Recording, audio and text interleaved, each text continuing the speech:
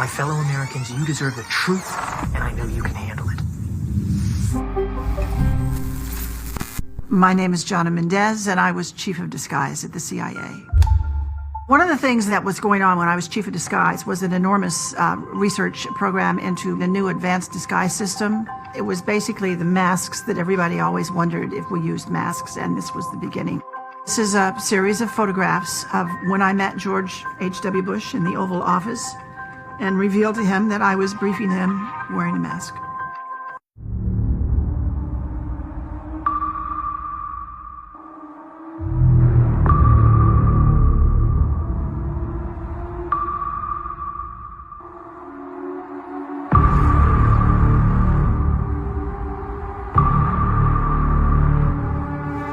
Now, in particular, and regarding this photograph, it is a Getty's image photograph. If you go to the link, you can see the photographer, all those kinds of details, who took it.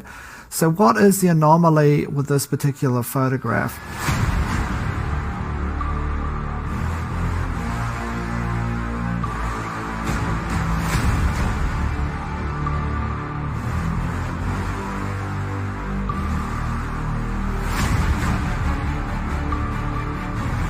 Do you have any people paid by the CIA who are working for television networks? This, I think, gets into the kind of getting into the details, Mr. Chairman, that I'd like to get into in executive session.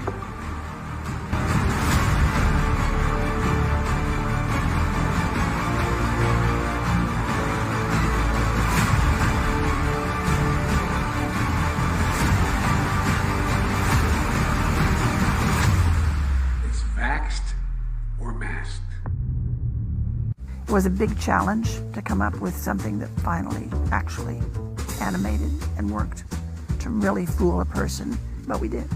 They learned the art. We actually brought Hollywood back into our labs at one point to look at what we had done, and they were stunned. They're absolutely stunned. Congratulations. My husband was Tony Mendez, and he was played by Ben Affleck in the movie called Argo. Aliens and robots? Yes, sir. You're telling me that there is a movie company in Hollywood right now that is funded by the CIA? Yes, sir. Are there many actors in Hollywood who also moonlight as agents, do you think? I think there are probably quite a few, yes. I think probably Hollywood is full of CIA agents, and we just don't know it. And I wouldn't be surprised at all to discover that, this was extremely common. Tony, they didn't mention it in the movie, but Tony had deep connections to Hollywood, to the tradespeople out in LA that did a lot of things we were interested in doing. Special effects people, makeup people. Tony was chief of disguise 10 years before I was chief of disguise. And so he passed on some of his expertise to me. But he had a particular interest in the magic industry out in LA. Not so much the magicians on the stage, but the people that were working behind the scenes to make that magic happen. So we went to LA and we posed some questions to them. We said, we have a problem. We're looking for novel solutions. Well, LA did have some ideas, of course. That's what they do for a living. They introduced us to a new concept. They said, what you are calling an operation, we call a performance. That's what we do. We put on performances. And before we start working on that performance, we have to define the stage that the performance is going to take place on. Then you have to know who your audience is. Who are you playing to? Who are you trying to fool?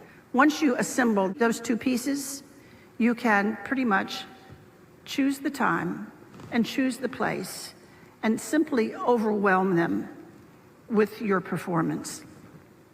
Then they showed us some tools that they used. The one that really caught our eye is what's called a stunt double mask. You all know how they're used.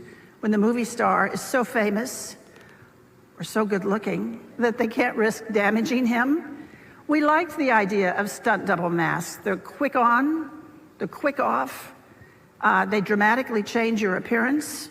And we started using them and found them to be valuable to our operations. But that audience piece of it did not allow you to get close enough to one of those masks before the illusion fell apart and you saw it was a mask. So we went back to our disguise labs out at Langley, and we invented a whole new genre of masks. Masks that are so good, that are so realistic, that you can actually get up close and have a personal contact with someone for an extended period of time. They're good enough that you can brief the President of the United States in the Oval Office wearing a mask. And he isn't sure if it's you or if it's someone else. Those masks were the beginning of a whole new generation of work that we did at the CIA. Once we could make these masks that fit you so well, then we discovered we could make a twin. We could make another you. There could be two of you. We could actually make 5 or 6 of you, but usually one extra was all we needed. We will respond accordingly. God bless you all, and may God protect our troops. But that's only the tip of the iceberg. As longtime CIA lawyer John Rizzo tells it, the relationship between the spy agency and La La Land is quite cozy. In his new book, Company Men, Rizzo says that actors, producers, and other movie-making power players were always happy to help out the CIA in any way they could. You work for the very enemy you thought you were fighting. It's impossible. Then tell me why you've never been to Langley. You've been lied to. All lower-level agents have been lied to. But I am trying to help you here. So you're saying I'm working for the enemy? And that you are the enemy? Sydney, this is your last chance. You have to go.